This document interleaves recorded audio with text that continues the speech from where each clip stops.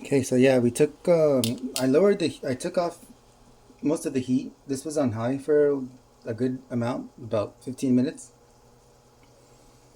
I took it off.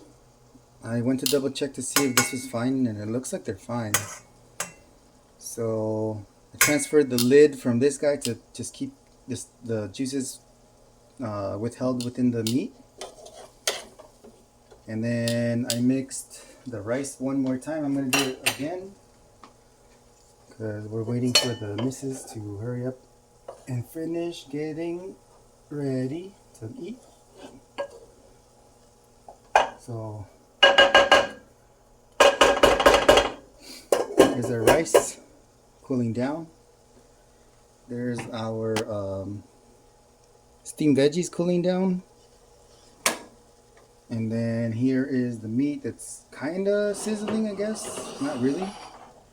I'm kind of just turning it so it doesn't absolutely cool down. So again, just waiting for the MVP to get over here. And then it's gonna be time to grub. In the meantime, I'm gonna move the lights and stuff so that you can see how delicious it's gonna be. So here we go.